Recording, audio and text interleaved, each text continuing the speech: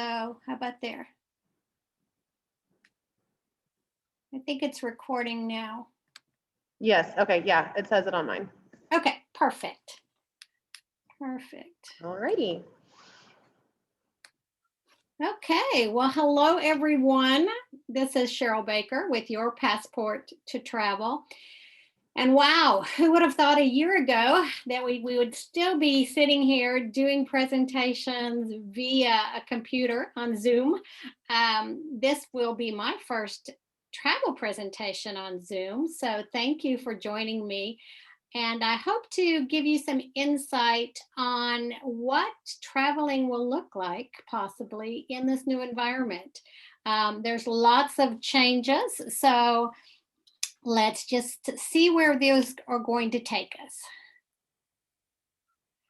So there's so many questions.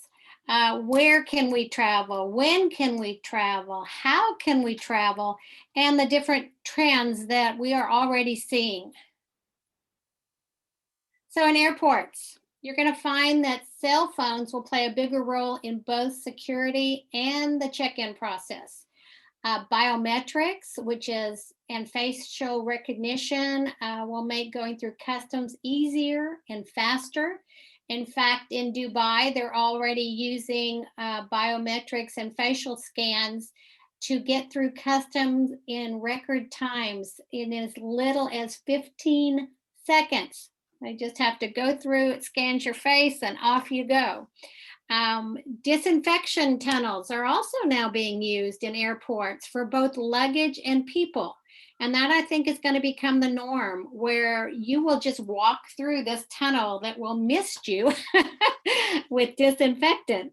So those are already being used in some of the bigger airports internationally. And you probably have already heard that many airports are offering rapid COVID testing before you even board the plane. And I think that'll probably be a standard too, that they will offer that. And many countries, I've been able since September to travel to Mexico, Jamaica, and Turks and Caicos.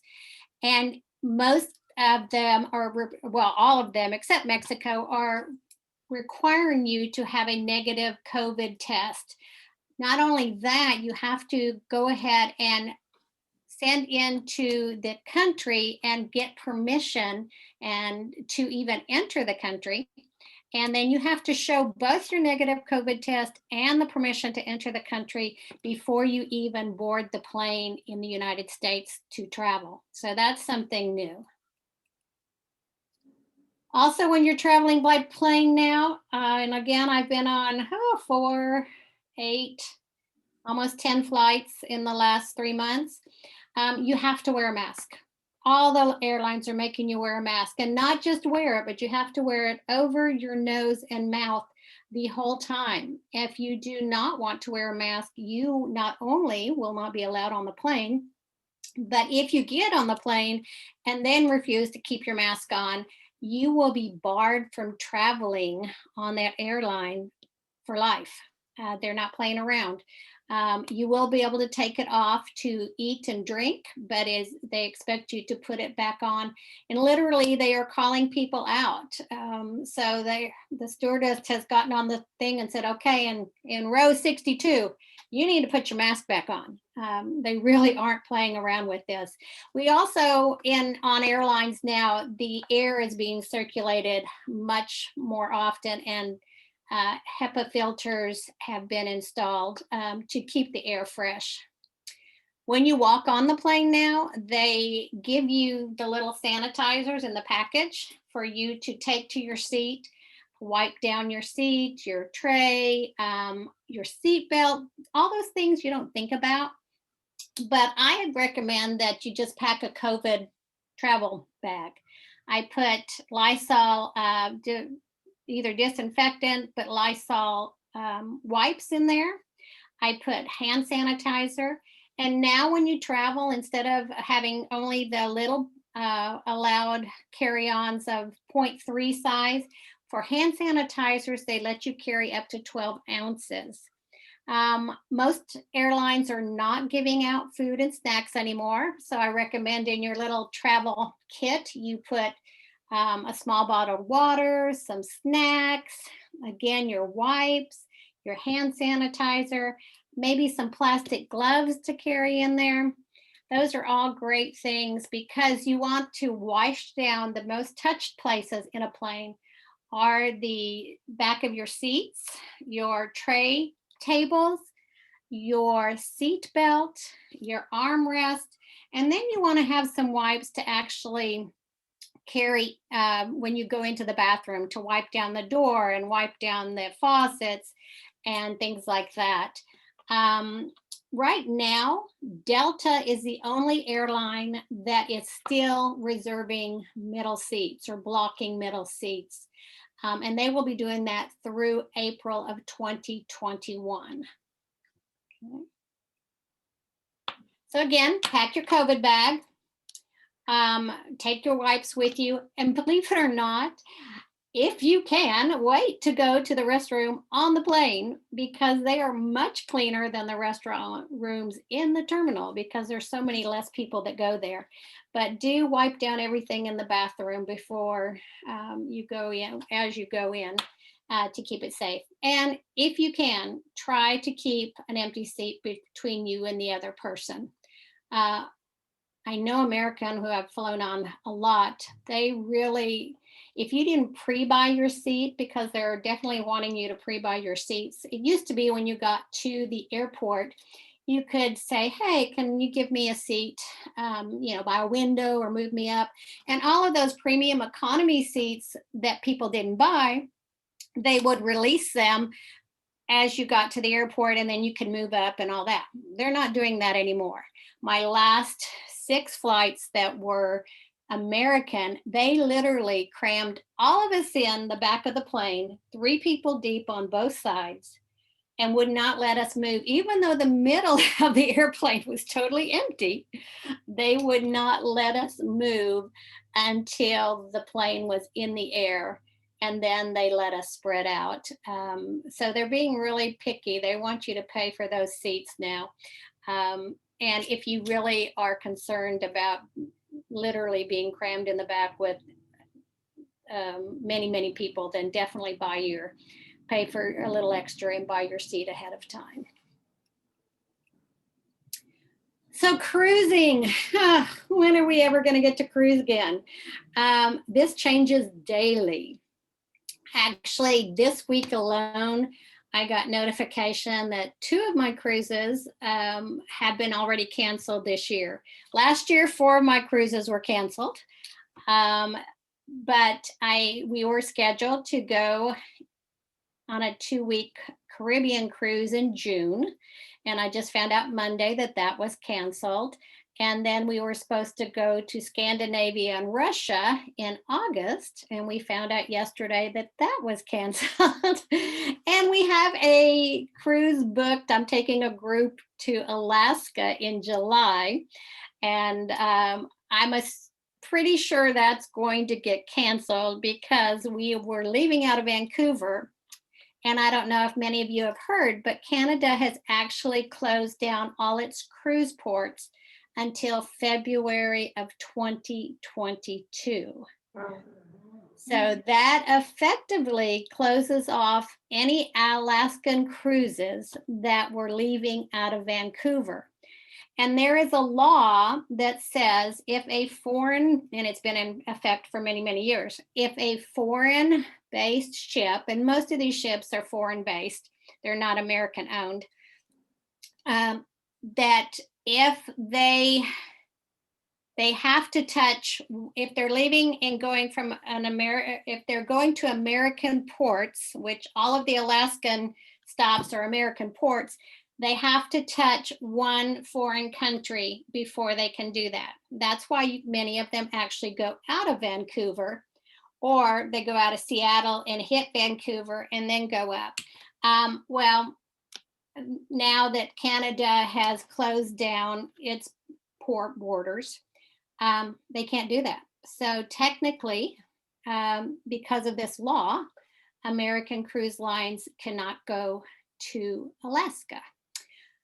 The government or they're trying to get a special waiver for American cruise lines to go there, because if you remember, Alaska was closed down last year.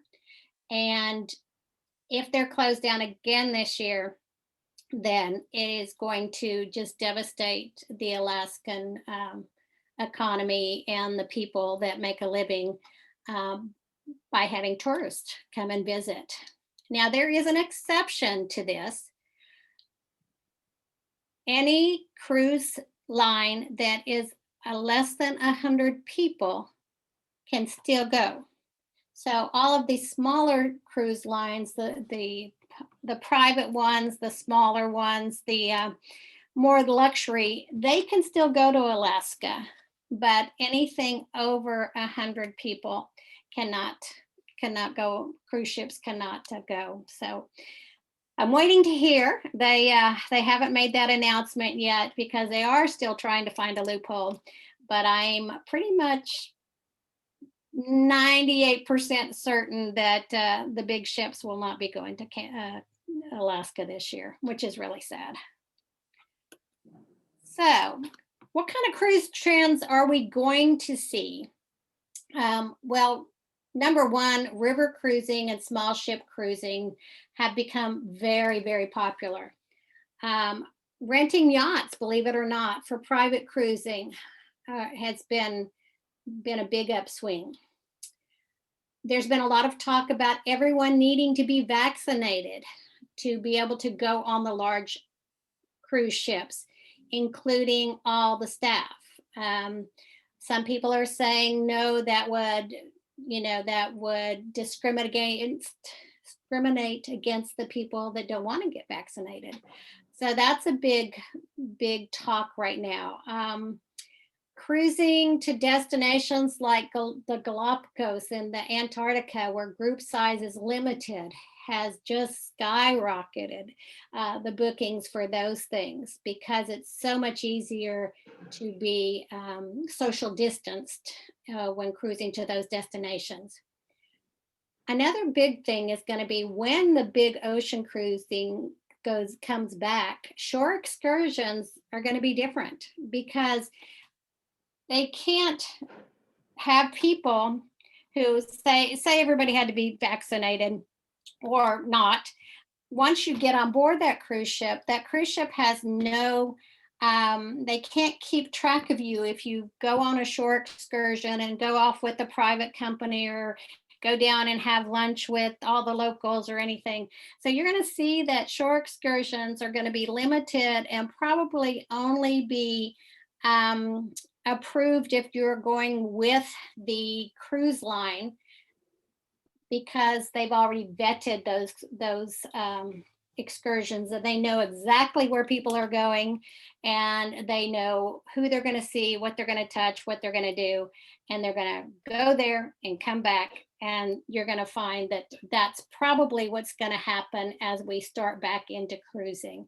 It's going to be very limited and very controlled. And then when we do start back to cruising, you're going to see 3 to 4 day cruises to be the norm right now, while the cruise ships work out all of the particulars and see how things are going and really test all the procedures that they keep putting in place. And you won't see buffets like we know and love on a cruise ship.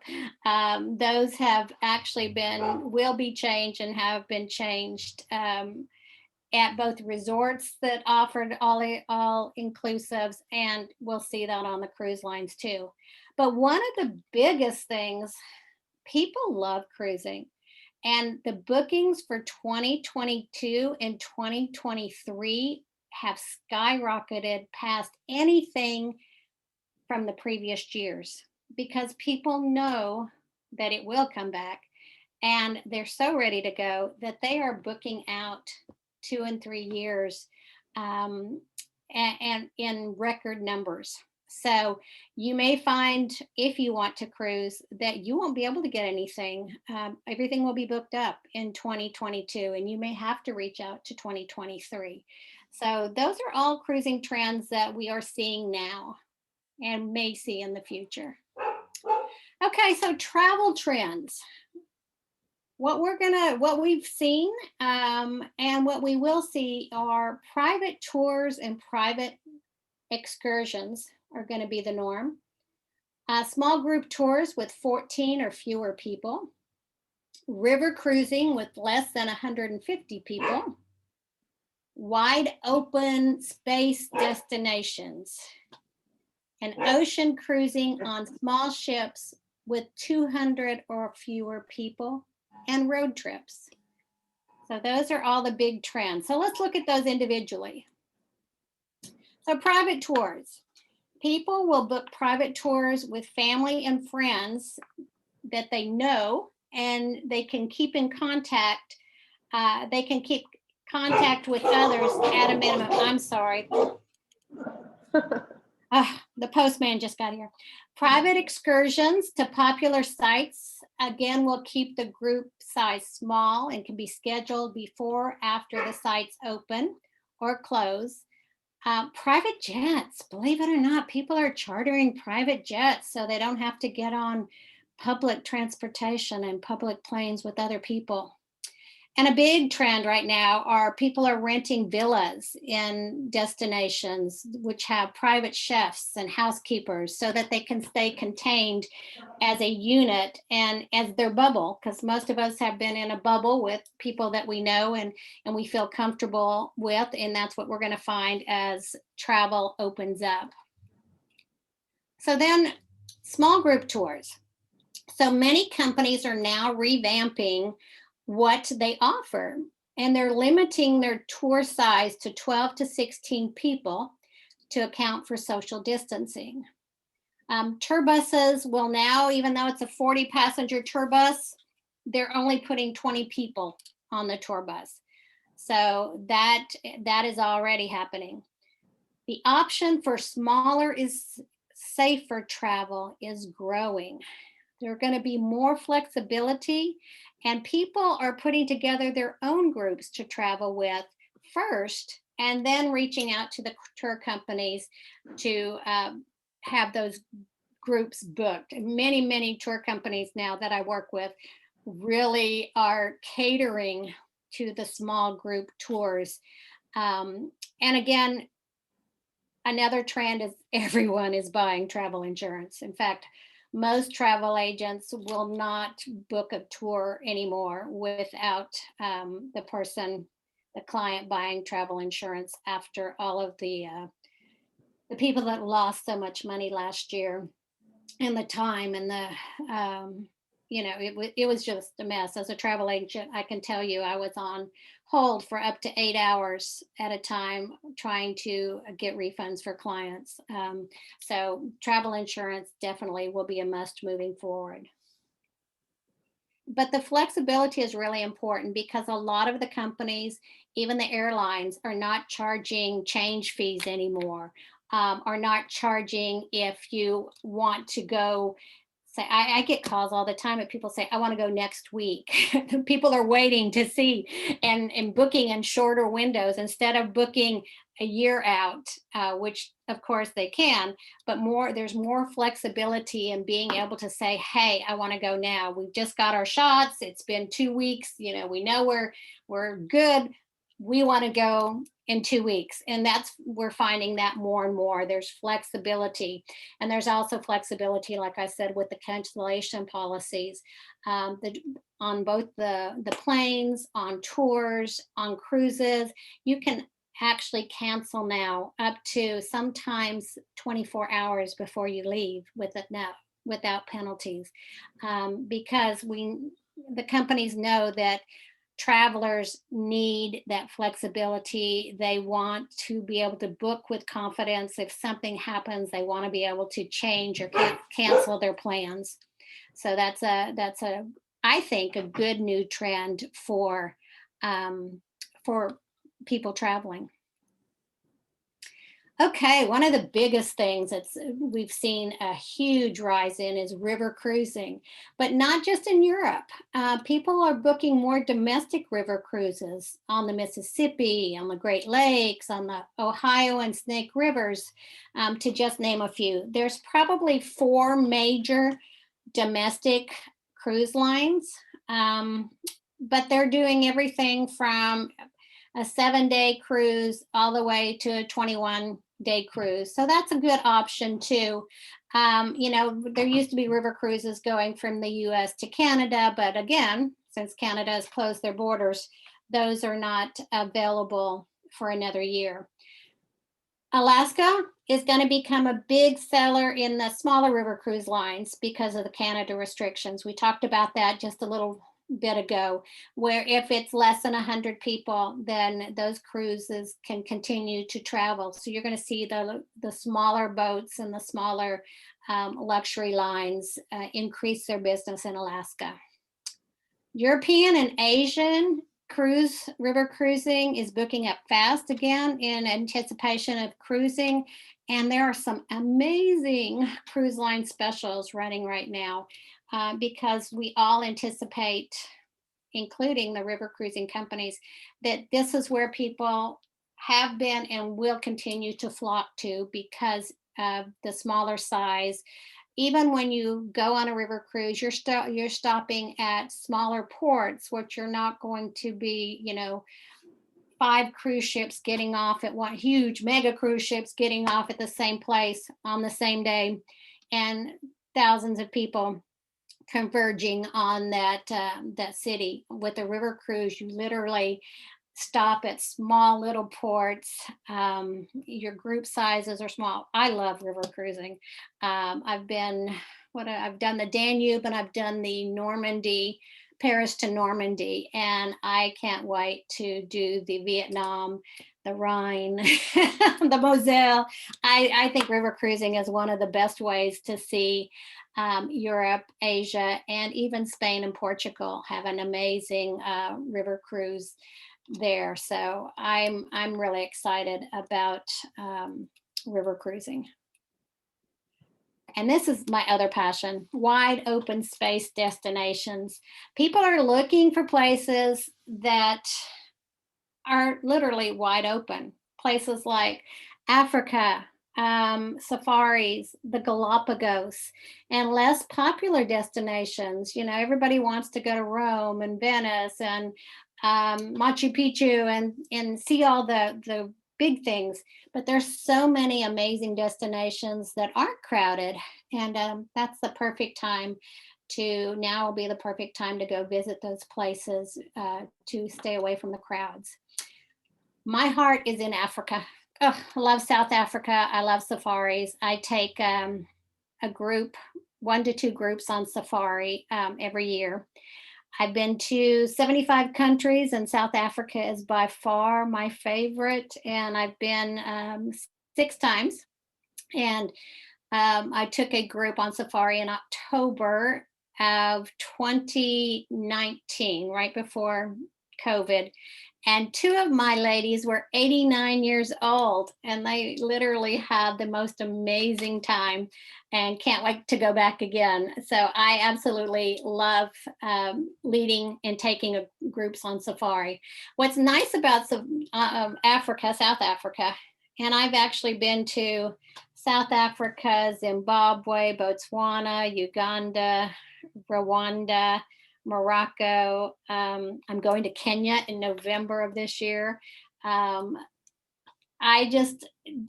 space is wide open, but every safari lodge, there's only 1 to 14 rooms.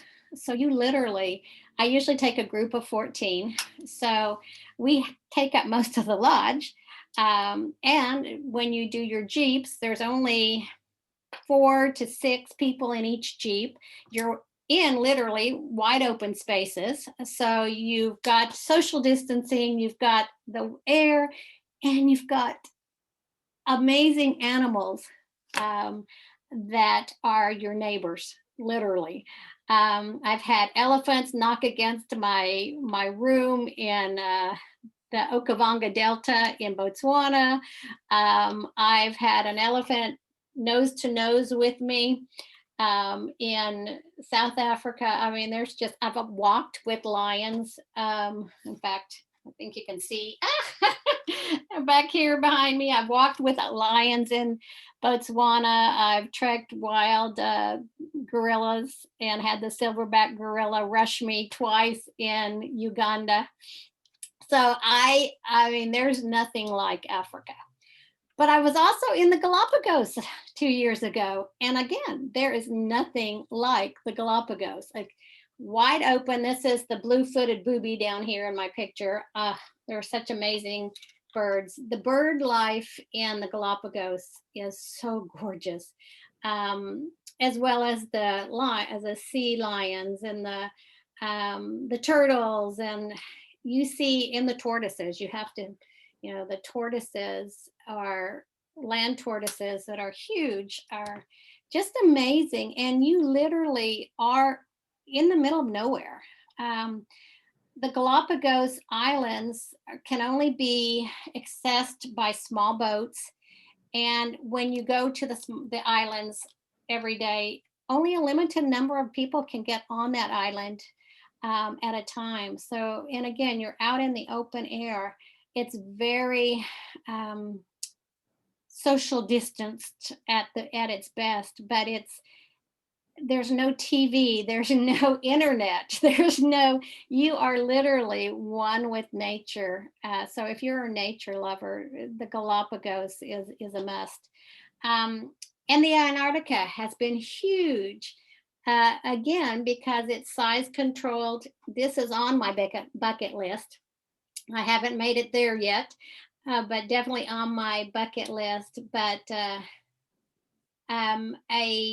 a trip that is a trip of a lifetime. But it's for that person that wants to experience really being in another world. It's a beautiful snow-covered ice glaciers, and it's you almost feel like you're on another planet. So those are what we're seeing. We're seeing people realizing after a year of this that it's time to start doing what they've always wanted to do, and to make those bucket list dreams come true. And road trips. Oh my goodness. People are driving and renting RVs to social distance in the United States now. The rental business with RVs is through the roof. People are finding this is the most comfortable way for them to travel, just to load up themselves, their kids, and just go. Cabins and private home rentals have increased. I'm in Florida right now, and I have rented so many cabins in Tennessee and Georgia for clients, because it's, again, you're going to be in nature, but you can drive there, and that's making a big difference for a lot of people. Dude ranches in Montana and Wyoming have seen an increase of business, and visiting national parks has skyrocketed because people want to travel, and the outdoors is in. People want to be in the outdoors right now. And families are being able to travel together. We found one of the plus of being in this pandemic is that families are having time to get to know each other again without all the interruptions of electronics and technology and running here and running there, because all the kids sports have been canceled and school has been canceled, and the parents aren't having to fly to business trips every weekend. So we're seeing that family travel has just been great, and families are traveling together and doing things because most kids have school is virtual now. So families can go. This is what my grandson, my daughter and her husband and my two grandsons did for 2 months this past summer. They rented an RV and they did all of the national parks in Utah, New Mexico, Colorado, took their bikes and they rode all over parks all across 3 or 4 different states. And so the kids were learning, they were together, and they were social distancing. So it was amazing. And we're seeing this as a travel trend that we hope will continue, just, because it's great to see families interacting again. And one of the other things I wanted to say about family travel is multi-generational trips have really increased, where grandparents are taking their kids who are taking their kids, and they're traveling as a family unit. And again, spending more time together. People want to travel. And as vaccines roll out, we're going to find that when the floodgates open, it's going to be just amazing how many people are ready to jump on. The only place you can go right now is without any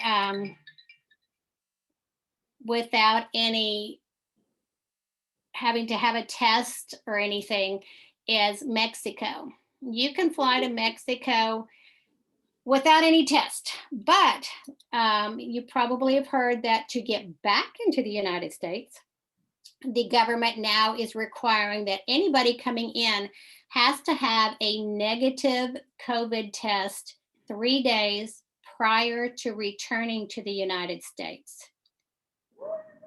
Yeah. So, yeah. So what's happening in Mexico, when people are going to the resorts, now most of the resorts are going ahead and giving free COVID tests to their clients when they get there. They schedule them so that they have them done about 4 days before they're returning, and then they get the test back by that 3rd day before. And that has to be, you have to take that to be able to get on the plane to fly home. And if the clients who are at the resorts test positive, then the resorts are putting them up for 14 days and paying for their food and lodging for 14 days at most resorts, not all, but most resorts. But you have to realize you're going to be sitting in your room for 14 days and not going out into, enjoying the resort. You literally will be sitting in your room for 14 days. But that is how Mexico is getting around people not traveling. And last month, the travelers to Mexico skyrocketed because, again, people want to travel. And that's the only place you can go at this time without having to have a COVID test to get there. So a journey of 1,000 miles starts with a single step. I personally love to travel. I'm passionate about travel. I'm passionate about dreaming, daring, and discovering. And I've been traveling all my life. I was blessed with parents that believed that traveling is education. And I still, to this day, love to see new places. I love to meet new people. And I love to learn about cultures. So what kind of services do I provide? Anniversary trips are great, are big. Any kind of anniversary trip, honeymoons, destination weddings, multi-generational trips with families, group travel, private tours, river cruises, safaris. This is my last group I took on safari. The lady in the front and the lady right behind her, those were my 89-year-olds. And they are actually, I get to see the one in the front seat this weekend. So I'm excited to see her again. Ocean cruising, custom design trips where you tell me where you want to go, and literally I design the whole trip. every stop from the time you leave your front door until you return. Everything is taken care of from door to door. And then 2 times a year, I accompany a group trip. One is a safari, and one is usually a European river cruise or a European cruise. Right before that pandemic, in October, I took the group on safari, and in November, I took a group on a 14-day Mediterranean cruise that was fantastic. But literally, I can help with anything. Hopefully, in the next, I think if you've looked at your schedule, I believe on the 18th of this month, I will be talking about safaris, and I'm putting together a new safari, one or two of them, since we missed the one in September of 2020, for 2022. And then I think I'm talking about river cruising after that. I can't remember what else, but we have a list of 4 to 5 different talks I will be doing in the next couple of months. But I do know the one on the 18th of this month will be on safaris, which again is my passion. And this is me, Sheryl Baker. I am the owner of Your Passport to Travel, and that is how you can get a hold of me. But Victoria knows exactly all my information. And you can go and visit my website and my Facebook pages. So that is what I have to tell you about today. I think we're going to open it up for some questions, and I'll be glad to see if I can answer them. Does anyone have any questions for her?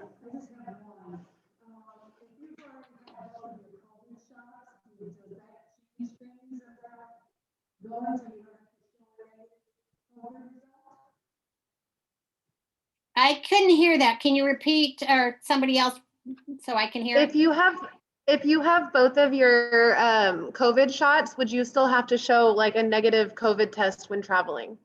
No, if you've been vaccinated, you can show that, your card showing that you've been vaccinated. That doesn't mean you won't get COVID. It just means that you won't have a strong case. You won't end up in the hospital, we hope. That's kind of what the vaccinations will do. And it depends on, I don't know, you probably heard that the United Nations and European Union are trying to put together what they are calling a vaccination passport that you can upload all your information to, and they're trying to decide if this is something they're going to require. So we'll know more about that as countries open up. So this vaccination passport will be where you'll load up everything, any of your tests, your vaccinations, all of that, and you'll be able to show that and get into the countries that way, easier and faster. So it's still a work in progress. We'll know more once countries start opening up.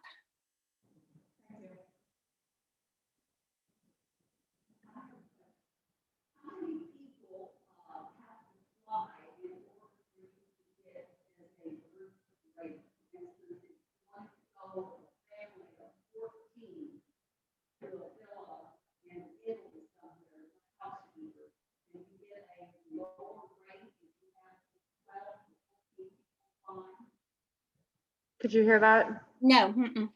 How many people would you have to fly with you to get counted as a group rate? It depends. Some places it's 5 rooms. Other places it's 10. Depend again on the cruise ships, if you're looking at cruises. But usually it needs to be at least 10 people for a group, and for cruising, anywhere between 5 and 10 cabins. Okay, so for a plane, it would be about 10. Oh, to do a private plane?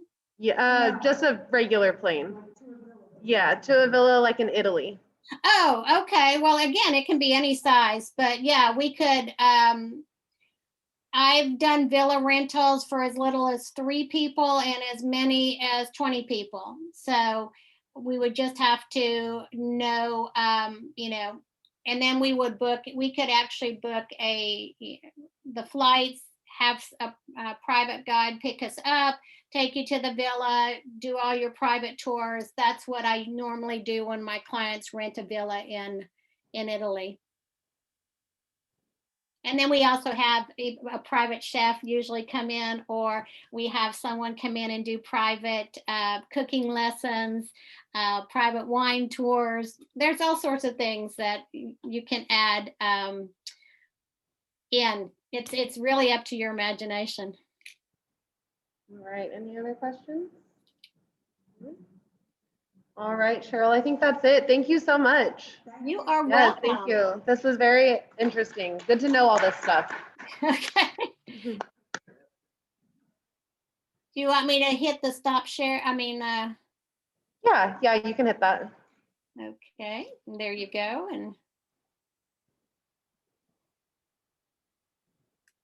And then I think, can you hit the stop recording? Let me see. No, because I'm not the one recording it. But I think we can leave and that would end it. Oh, no, I'm stopping recording right now.